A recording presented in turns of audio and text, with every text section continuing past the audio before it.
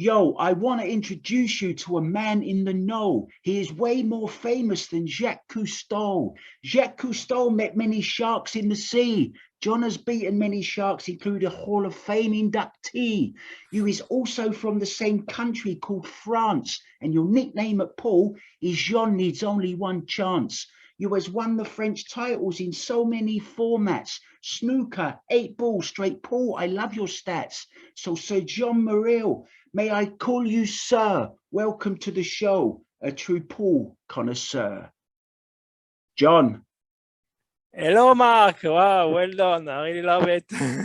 Thank you so much. How was that? That was amazing. The rappy Sir John. you made me happy. Well, I'll tell you why we're here, John. You know why we're here. I mean, you love the game as much as I do. And I thought it would be kind of a nice idea to look back over what was, you know, after the previous couple of years, 2021, pool really started to come back in a huge way once again. Now, I'm just going to get rid of my two-piece cue persona. Yes, it's me. Look, it is me.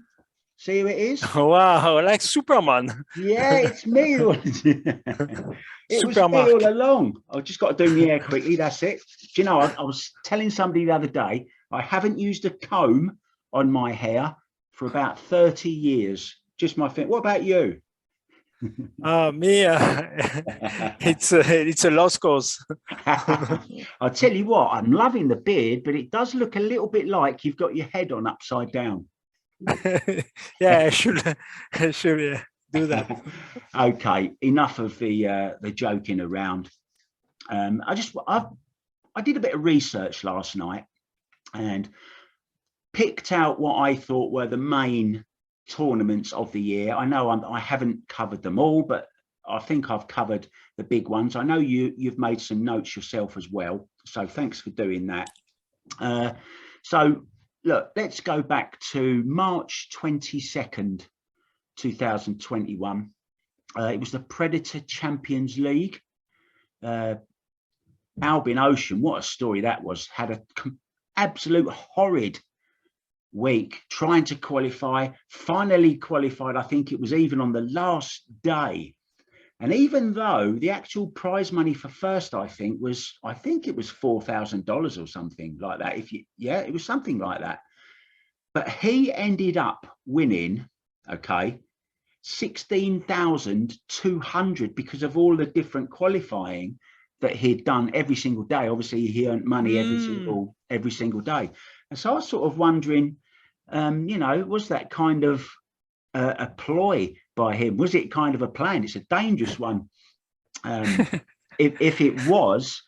But he beat David Alcade in the final, 5-1. David Alcade taking home 7,400. And interestingly, Niels Feijen actually won more than David Alcade. I think he came something like, he lost in the quarterfinals, I think, and still took home 9,500 because of the format. So, question. First of all, do you remember the event? Now that you talk about it, I just remember it. And then it was like the first big event of the year, right? One of the first. And it was really surprising to see Ocean winning, because I think a few weeks later, he was playing so bad. He even apologized about his game. He was not playing well, etc., etc. And then it was like it was weird to see the first winning so much money, because look at Chris Melling was the first qualifier, right? Yeah. And he didn't earn that much, right? Chris Melling actually won $6,000. Yeah. So I'm sure they're going to change the format. What do you think? I'm not so sure. I think it was. I think it needs a couple of tweaks, maybe, from Matchroom. But overall, I thought it was quite a dramatic kind of tournament. made even more dramatic, of course, by Albin Ocean. I mean, everyone's thinking, is he going to qualify? Is he going to qualify? He had that outburst where he got really angry and then went onto Facebook later on and apologized for his behavior. Yeah. But yeah, Kelly Fisher was in that tournament as well. I know you love looking at the women's game as well, John. She actually won $3,500 in that also. The money went all the way down to $700, which was won by Yasmin Ocean. It's what I wanted to mention, because for this tournament, I really like to see Kelly Fisher performing against the men, and she was playing so great. You know, she nailed it. She was almost, you know, and her break was great, because at first we could think, you know, she might have some issue with the break, because, you know, men break maybe stronger, but she and her run out was very clean, you know. So it was nice to see her performing. Yeah, and interesting you mentioned that, you know, the next event, of course, was the World Cup of Pool, the Scotch doubles, which is one of my favorite events of the year. I mean, I just love it, you know. And we saw Kelly Fisher and Alison Fisher, the Great Britain B team. I mean, what a fabulous team they were, right? Yeah, it's a dream team for the women. But even for us men, you know, me, when I see both player, both legends of the sport playing together. So and they are very good friends, you know, since many years now. So I was cheering for them, actually. You know, I was really willing for them to win. Yeah, me too. And a few things about that I liked about that event. There was no fans, of course, there, but Matchroom again came with the arena. They came with the jukebox in the studio and the whirling fans on the wall. A really, really great production. Atmosphere. Always. Yeah, great atmosphere without any atmosphere, if you know what I mean. Yeah, big story though is also from that World Cup of Pool was you know, Christoph Reinches, the unknown player from Germany. I mean, we know him because we've seen him playing on remote formats and stuff like that. A great player, but I don't think I've ever seen a player so nervous in a tournament before in all my life. Certainly at the start, he did ease himself into it, but proved to be a great partner for Joshua Filler. And of course, they went on to beat the other surprise in the final, Darren Appleton and Carl Boys. The comeback after 2014. I was that was, you know, we'll talk about it later, but that's for sure.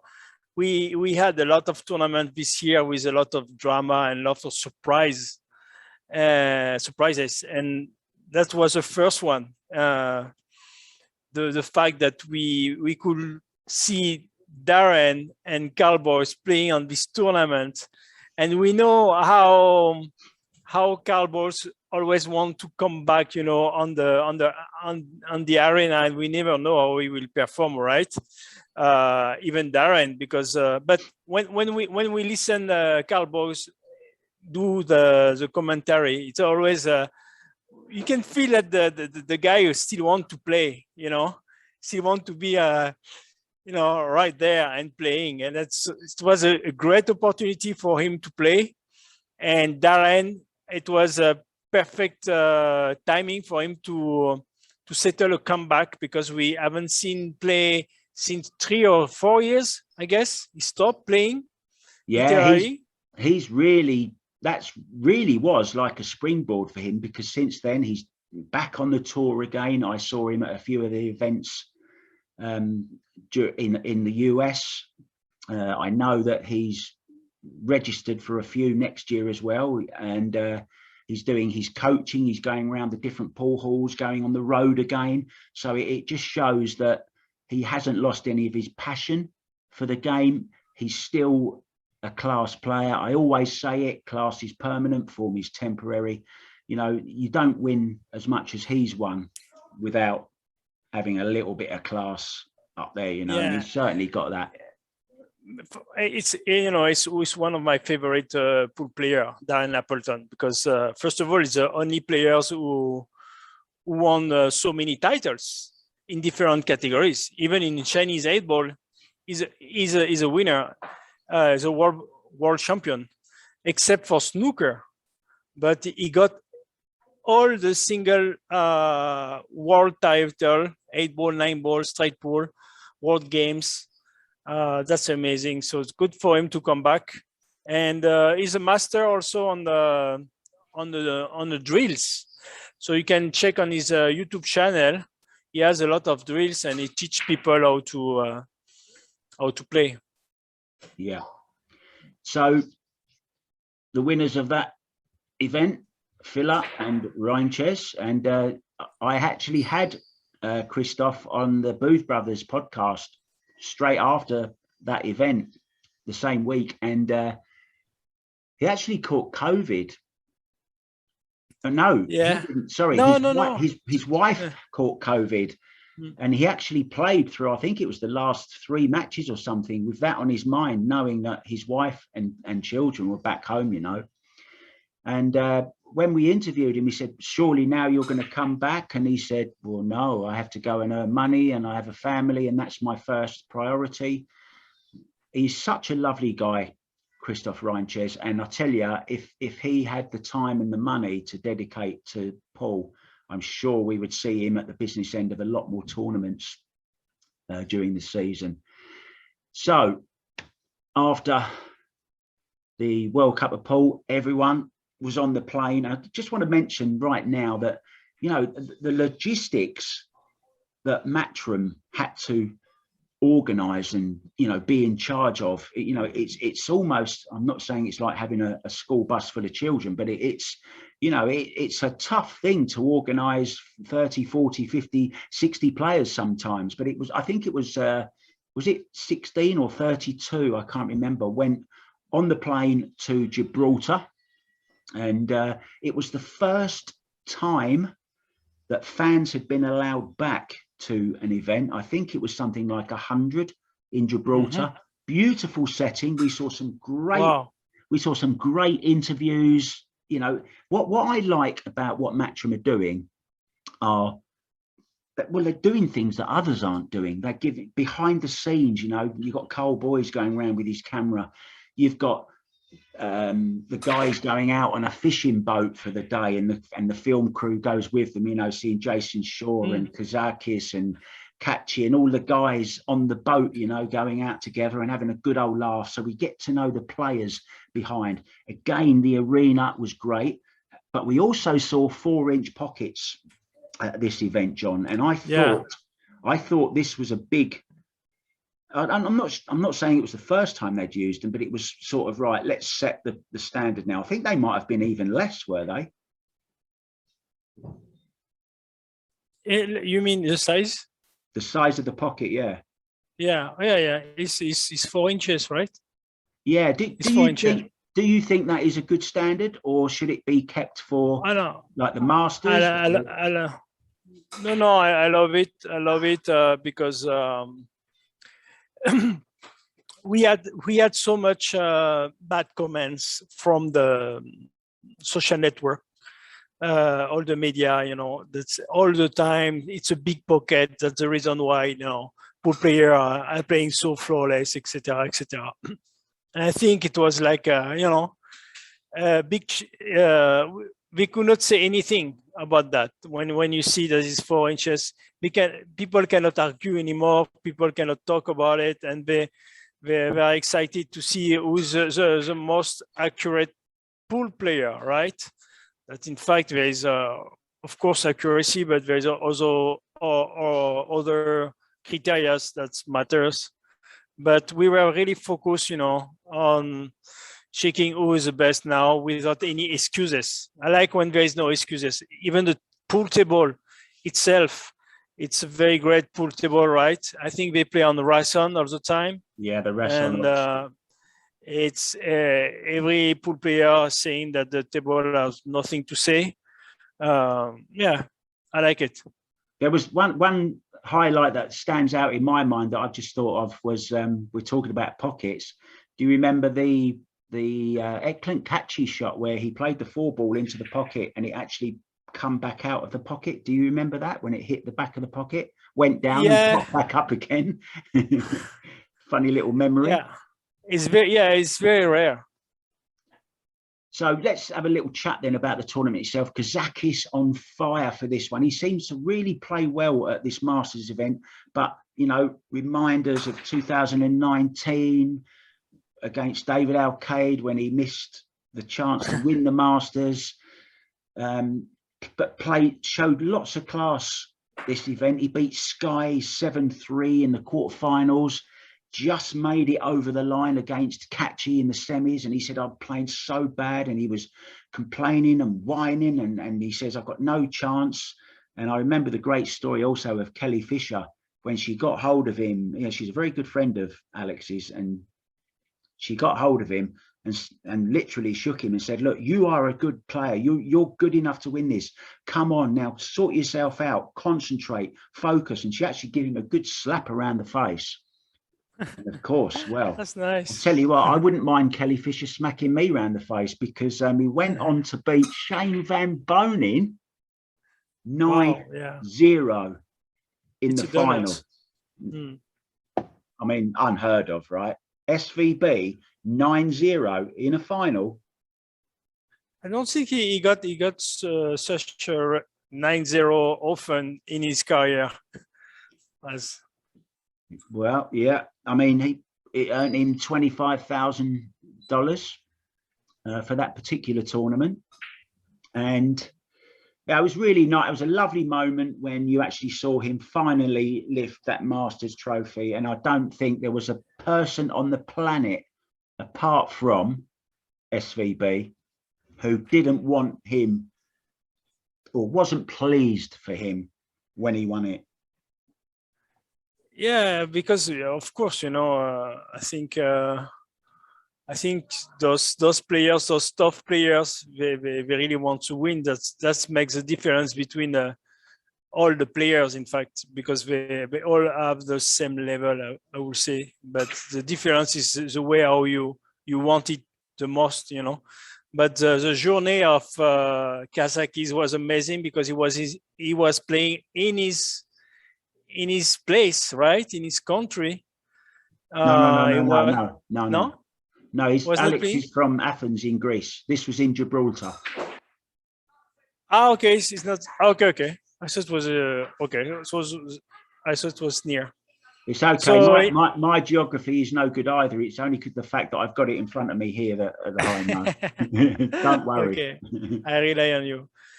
So yeah, but a lot of pressure, because last year, you know, he missed the opportunity to win, and then yeah, it was just, he was steady, you know. The way how he played was very calm. It was really posed. I watched yesterday the final again, because it's not often that you can see such a result. Yeah, I mean, I know you're a big SVB fan. I mean, look, let's just have a little chat about SVB while we're on the subject of him. You know, how do you think he'll look back on 2021? Do you think he'll be happy with his season, or do you think he'd be a little bit disappointed? I think he's very professional. Of course, you know, as a champion, you always want to win, so you must be a little bit disappointed, especially with the Mosconi Cup.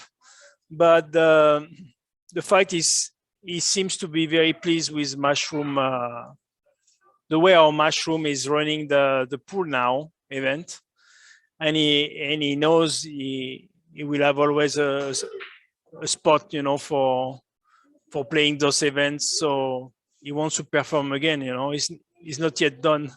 He's still young. Yeah, I don't think there's many players in the world that, you know, are as passionate as him. There's some, of course, as passionate, but certainly no one more passionate than SVB. I mean, you always see him playing somewhere. It's either challenge matches or he's practicing his home on his Rasson. Last night, I actually saw him in Piazzas in Colorado. Last night, you know, playing challenge matches. And Shen also practice a lot, like Kazakis. They're always practicing, right? Many hours alone. You know, they are kind of, you know, independent. How, I don't know how you say. And then it was interesting to see two players have the same style of practice. I would say, you know, they practice straight pool or they practice the ghost by themselves. We don't see, you know, it's two different type of player, because I would say that Shen is more charismatic, then Kazaki is more quiet. We don't really know that, you know, how he is feeling. So we knew a little bit more about him because the last win, but I was also a little bit disappointed to not see him qualify for the Mosconi Cup. Was like, but for sure, you know, Europe has so much talent, so much good players, so it's difficult as well. Yeah, we'll talk a little bit more about that at the end of this. I've also got some nice little stories about Alex Kazakis, but we'll save that for a little bit later on. Next was the World Pool Championships in Milton Keynes at the Marshall Arena. It's an event that I actually attended. It was the first time that crowds were allowed back. Champion once again, Albin Ocean, this time winning $50,000, beating Omar Al Shaheen in the final. David Al-Qaid right up there once again, you know, at the business end of the tournament, which is why he earns his place in the Mosconi Cup. You know, he's dependable. I call him Dependable David. He always gives 100%. He always looks immaculate. His attitude around the table and off the table is, you know, he's a great ambassador for this game, a complete gentleman. And we also saw the rise of another young star from Hungary, Oliver Schnaki, who went on to have a great 2021. So what? Yeah, he's one of my favorite European pool player, because he doesn't have a stance that you know, like the snooker stance. It doesn't look like, you know, like a pool player at all. He's like that. Has his head to one side like that. Do you know, talking about Alex Kazakis again very, very quickly, he does a fantastic impression of Oliver Schnaki. He does a lot of all of them. I'll talk about that a bit later, but he does some great impressions, Alex Kazakis, and he really is one of the funny guys on the tour. It's just that when Alex gets on that table, he's just doesn't see anything. You know, I could have been having a chat with him for half an hour before the match. As soon as he gets on that table, he doesn't look anywhere. It's eyes on that table, focused 100%. I think big mental. He has a big mental. Yeah. And then Omar play with a heart. You know, he train a lot. And what did he say, Omar? You remember what he said regarding his inspiration about pool player? He said, I pick a little bit of each of them, and then I found my game, but I still play my own game and develop my own game, my own style, his own rhythm. And then he actually play faster than before, because before I didn't like to watch him play. And when it was the final coming up, I was like, because Ushan for me is playing very slow, takes his time. And I knew that before he was playing like this, Omar was playing like this, but he was playing quite fast for the tournament. And it was a great final, right? Yeah, I think, didn't Al Shaheen go 6-0 up in that? Or was it the other way? Or was it the other way round? I and then no, I don't remember. I remember it was a close match until 10-8, something like this. And then Ushan took the lead, but was like it was a very close match. Yeah, I was there. I remember it well. It was a great atmosphere there. It's good to see some fans back once again. It was my first, well, not my first. I'd actually been to the World Cup of Pool back in 2016, I think, at the. It was held at York Hall in Bethnal Green in London, a little venue. I went there actually with the Thailand team because I just spent a year in Thailand, so I went with the Thailand team that year. So yeah, that was interesting. So Albin Ocean, the winner of the World Pool Championship. Just one more thing, John, on that. We saw a lot of ladies playing in that tournament. We had Margaret Fefilova, we had Kelly Fisher. I think we had, I'm not sure Alison played in that. Don't think she did. We had Veronika Ivanovskaya. We had, who else did we have? Christina Tkach. You know, there was some, Pia Filler, I think, was in it also. So, you know, and remarkably, the lady that went the furthest in that tournament was actually Veronika Ivanovskaya, who now unfortunately has moved over. Well, not unfortunate for us, not unfortunate for her. She's moved over with her fiance to South Africa. So she's out of a lot of the tournaments now. But I thought a very, very good prospect for the future. And I hope that we still see her in some of the tournaments. Very, very good player to watch out for. And there's a lot of good female juniors coming through as well. So yeah, and it might be difficult for Joshua Filler to see his wife playing at the same time, because he's I know he's coaching her, right? So he had to adjust. I think in the beginning of the year he had to adjust the maybe the format, everything, you know, because yeah, before his routine, maybe. I'm not actually sure that he is her coach now, because they both have the same coach, Gunter.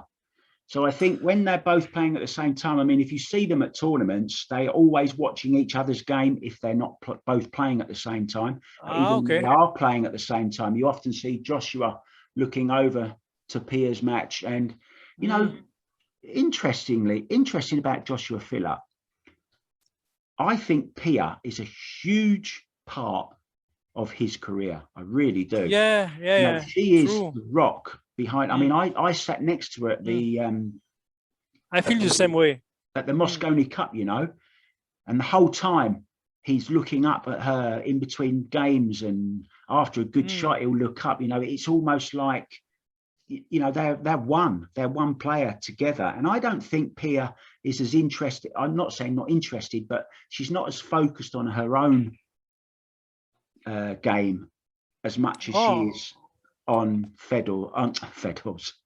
I think she dedicated her this year for the tournament and to become a champion, huh? Yeah, I think we're going to talk about Joshua a little bit later, actually, because we're going to talk about a few more events. But then, right, let's go. But he had a bad start, definitely, for the tournament. He did, and we'll talk about him a little bit later, because there's some interesting points that we can talk about at the time. And actually, the next event, the US Open, everything went across the pond to the US.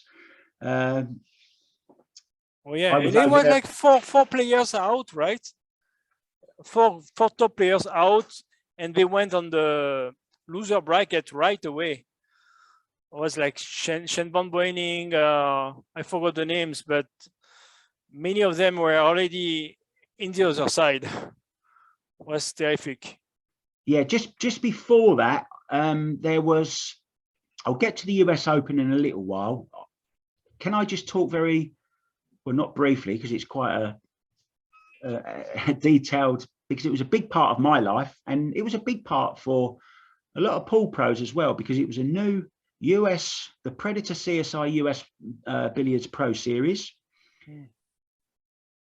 The format had its knockers, you know, not everyone agreed with the format, but I was actually over there for them. I didn't actually see the first one. The first one was in Arizona, and Fedor Gorst won that particular one, actually on a shootout against your favorite player, I think, of all time, Carlo Biardo.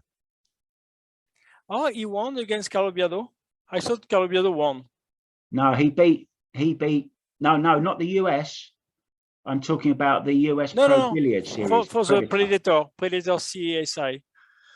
Yeah. I thought Biardo won. Fedor won that one on a shootout. That was the inaugural one, the first 10-ball event in the series. Yeah, he beat Carlo Biardo on a shootout. Okay, but it was nice because that tournament, you know, is making a lot of gossip. Many players are talking about, you know, the concept. They were complaining about the short race, or they were complaining about the triangle. So many changes. For me, it was like too much changes for one tournament, like because of the triangle, because no magic rack at all, because of the number of sets, and then short race to 4, and also there was something else I forgot. But anyway, that some pro were not happy. Then after they became happy, little by little, when they used to learn the reason why it has been made and how it's gonna be, because it's a series, it's a real pro series. So yeah, look, it's not a one-off tournament which has just changed everything for one tournament. It's a big thing, you know. And later on, when we talk about what's coming up in 2022, you know, they are coming up with the money, they're coming up with the goods, and they're sticking by their format. I was there, I mean, at the Diamond Las Vegas Open. That was my first real experience. I think I was in Mexico for the first one in that. Yes, I was quarantining in Mexico. You were in jail. You were in jail in Mexico. I was in jail in Mexico, yeah. Not literally in jail, but yeah, I know what you mean. I was in quarantine, let's say. So yeah, I mean, my first experience of pool in the US was the Super Billiards Expo. I mean, it was just unbelievable. You know, how many tables? There was 308 tables in total across 3 rooms. There were booths selling everything from tips to tables, T-shirts, and there was tables that you could play on. There was every kind of table you could imagine. We had Fargo there, we had Salotto there, we had all the huge cue makers there, we had Mez there, Predator. There was so much going on there. And not just that, you know, it was another great thing that CSI are doing, are holding their state championships and their finals of their leagues, because they run the big BCA league in the US, right? The biggest league there is. Yeah. And they hold all their finals and their state championships alongside these pro events, this pro series event. And it's great to see all the amateurs playing and interacting with the pros, getting to talk with them, playing with them, getting their autographs, getting balls signed, getting pictures with them. You know, little kids playing with their heroes. Sky Woodward stands out in my mind, playing one of the little kids on the table.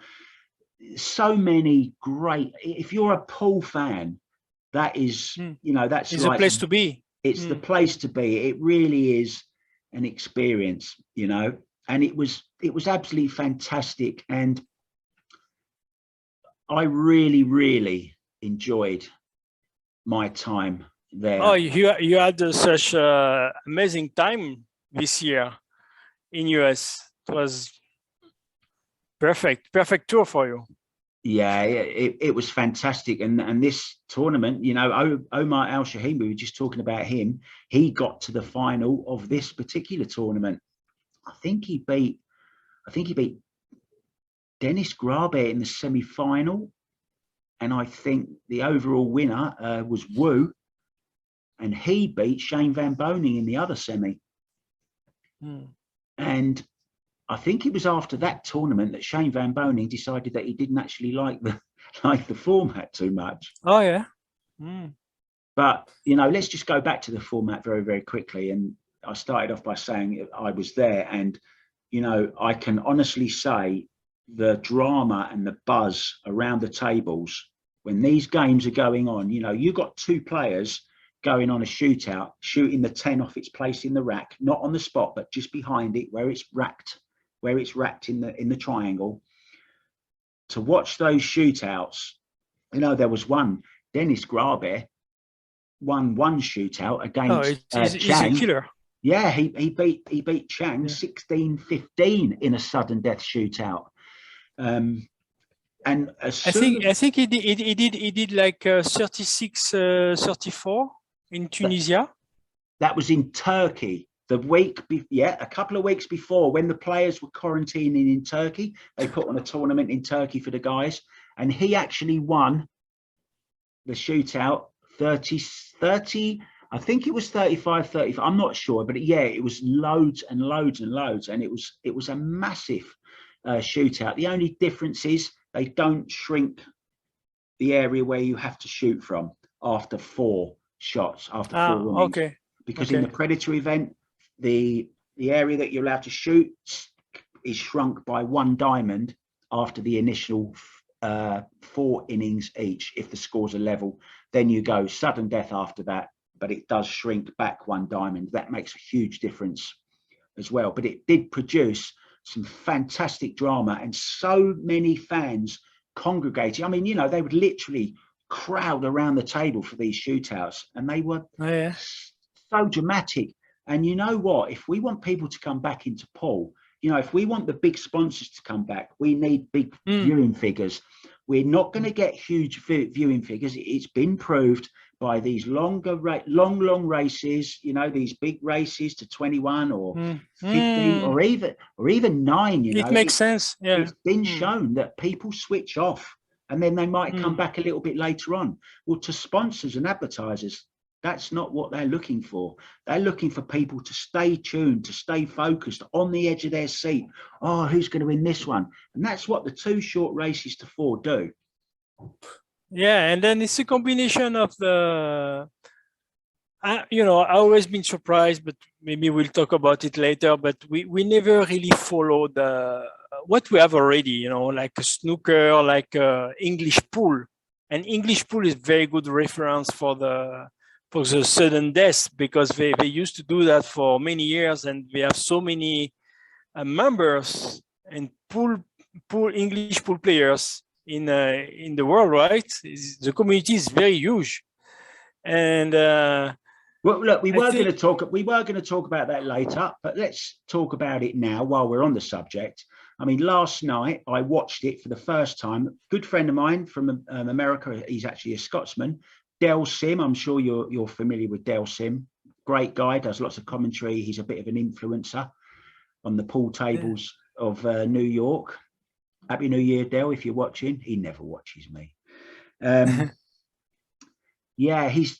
I don't know how the conversation started, but I actually said something, I don't want to watch, I don't like English 8-ball. And Del Sim said, mate, you need to watch this. Trust me, just go and give it a look. And it was on one of our biggest sports channels, you know, BT Sport. It's a huge sports channel here in the UK.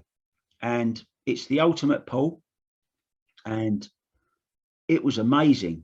I mean, I was absolutely hooked from the first shot. It's played on the 7-foot, almost like a bar box table, you know, like we have in our bars and that. It was played on the grey cloth, which was the inspiration, I'm sure, for Matchroom to go over to the grey cloth. To Mosconi, yeah. Yeah. And yeah, exactly.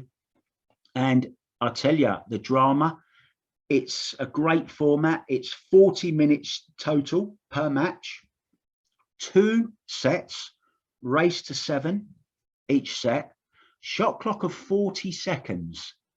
But after 20 minutes, the shot clock goes to 20 seconds. And then at 10 minutes, it goes down to 15 seconds.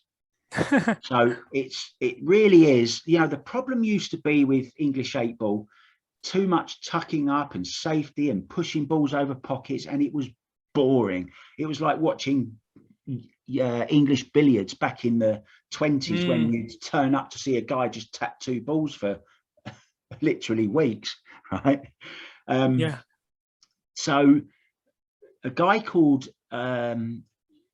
Lee Kendall has put this thing together, the Ultimate Pool series. It is just so interesting. It's so dramatic. I'm just stalling a little bit because I've actually written some stuff down here. Yeah, so it's, if they're level, John, after 2 sets, so if it goes to 1 set all, pretty much like the Predator thing, they go to a 6-red shootout. Now, look, this game was only, or this particular format was only invented in 2020. So, nice. So it shows you now already it's doing something that American pool hasn't managed to do in the last however long since it hasn't been on ESPN. You probably know that more than I do. Yeah. There is also something that I like with Ultimate Pool. It's well produced, so we can see everywhere. We can follow easily the results. It's something that I think we lack on the pool. We cannot see really well the result. You know, there's a Q score. That's nice. I like to use Q score to see the result. But if the platform are not using Q score at all, for me, it's very hard to find the information in a real time, unless you pay the pay-per-view, right? But it's something we could talk about another time. But they should give something for free. With the Mosconi, I could watch on YouTube the day after, or a few hours after the results. It was okay. But otherwise, I got very hard time to follow, you know, the big events in a real time, because unless I have to pay it. But something I don't understand very well, because we are not, you know, why don't you want to pay? Why don't you want to pay for pool, John? Oh, listen, I should be a good customer for buying pay-per-view because I'm passionate by pool, right?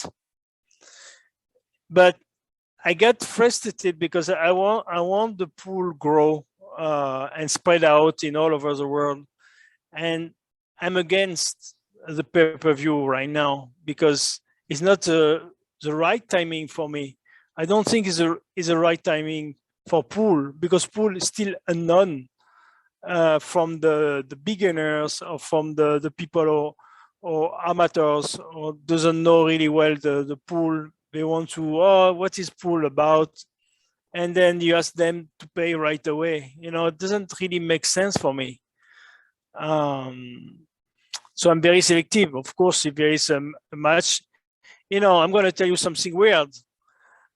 I like better to buy a pay-per-view when it's a money game, race to 100, Shen Van Boening against Chang, for example, than a big event with a tournament that I don't know who's going to play next. So it's like I'm going to pay. I'm passionate by pool, but I'm going to pay, but I don't know who's going to play next, because I don't see the bracket, I don't see everything, I don't see the chart. It's complicated. Yeah, interesting point. Interesting point. Look, I know we can go back to that a little bit later on. I think we've got more to go back to and talk about later on than we've actually talked about so far. Sorry. But no, you know, we will try and keep it brief. But just to say, I've just read something up on the company that started Ultimate Pool. They're a company, QK Sports Entertainment, joined with Orange Media Group. And their mission statement is: the Ultimate Pool Group harbours an exciting vision for the sport's future, with an emphasis on supplying quality, entertainment, and increased levels of professionalism, more exposure, and more prize money.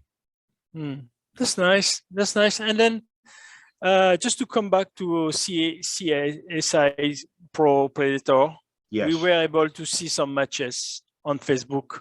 That's why I became very. Yeah. But the problem, there was no commentator at the beginning. Was like there were no people comment, doing the comment of the matches. It was quite boring to watch. We need commentator when you have a match. We need you. I actually right?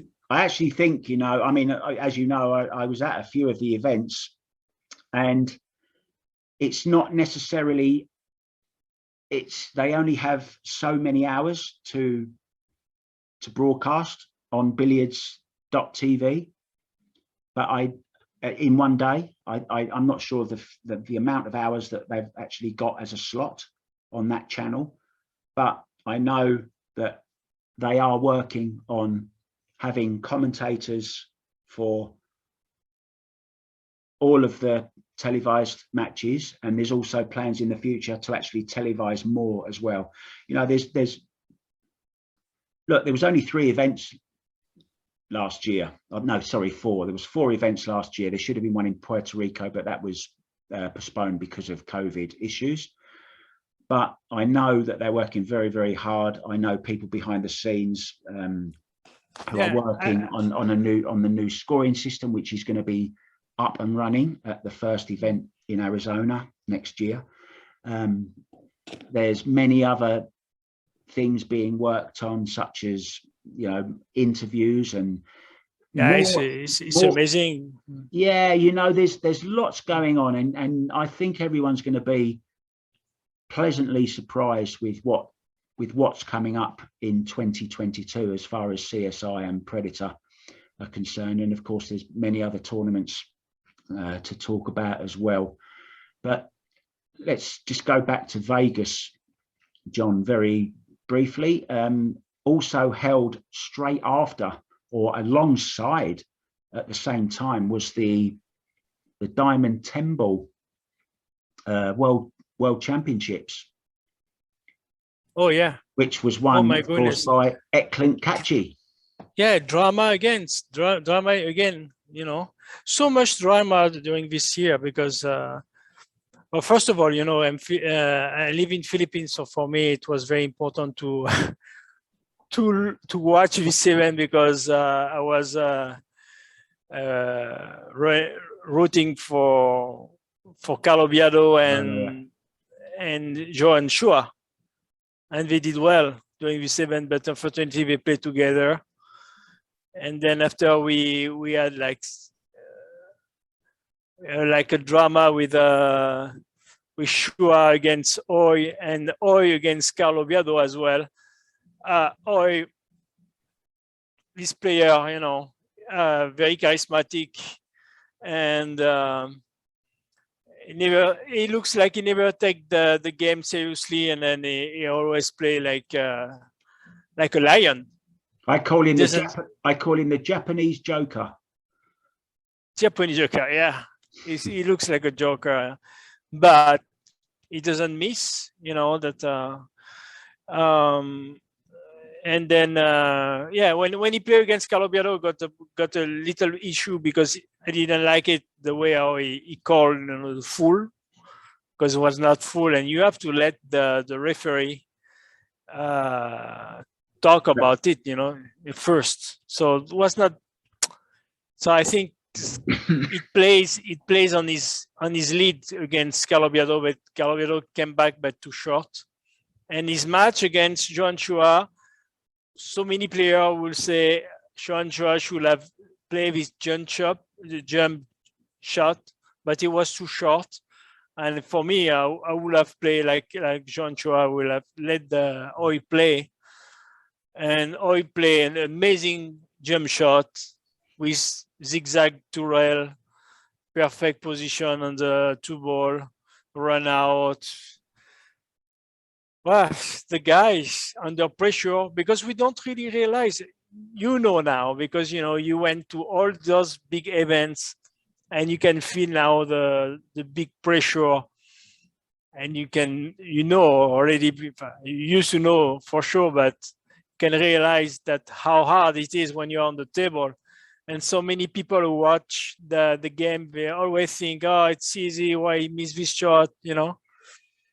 Yeah, It's intense. I mean, when you're actually there watching it up close, you see all the players' reactions, you see the turmoil they're going through, you see, you know, and what another thing that got me, the amount of practice that these players are doing. You know, they're there early in the morning to practice. They're there till late, until till security says, come on, guys, we've got to close down now. You know, I'm so impressed by the professionalism of, shall we say, 95% of pool pros. I mean, you know, there's some, I saw some great talent that I didn't know before. As you know, I'm quite new. I'm relatively new to the pool scene, you know, compared to somebody like you, for example. But I learned a lot in the last 3 months and going to these events. And I'm, you know, just even the logistics of putting them on, you know, building the arenas, putting 300 tables in, you know, the arena that's built, all the equipment that comes in, all the lights that are hung from the big scissor lifts. And, you know, you just, all you see on your TV is what you see every time, is just a table and a nice little arena with 2 pros sat there with their names behind them. You know, the amount of work that goes into just getting it on is just, it really is mind-blowing. And, you know, hats off to, you know, we all know Matchroom do a great job. We know that their arenas are always fabulous, fantastic. They don't do too many where there's lots of tables, you know, certainly not hundreds. So to actually, you know, I think the people that put these events on need a lot more recognition than they get. All we see is a table and how much prize money are we going to win? That's all we see. You don't see all the other stuff that goes on behind the scenes. You know, I actually helped to break down tables, to build the arena on one particular occasion, to move the whole arena on finals day to another table, because there was an issue with I don't forget what it was now, but there was some issue, and we had to move the arena. So there's so much goes on behind the scenes of these big tournaments, you know. So I just wanted to just say that, you know. No, the logistic, we can thank them many times, because of them, you know, the event can run. So yeah, back to the World 10 Ball, and it was won, of course, by Kazakis. Yeah. Surprise for me, it was a surprise, but for Alex Lilly was not a surprise, of course, because he's one of his players. And but the way that event, John, got him into the Mosconi Cup. Had he not have won that event, I think it would have been Fedor Gorstin there instead of Kazakis. What do you reckon? Yeah, because he didn't have any good results this year, and he played, he was able to adjust very quickly on the Predator table, because don't forget, he has new table now since 2021, the Predator table. And he played great, you know, he has a snooker background, he's very accurate.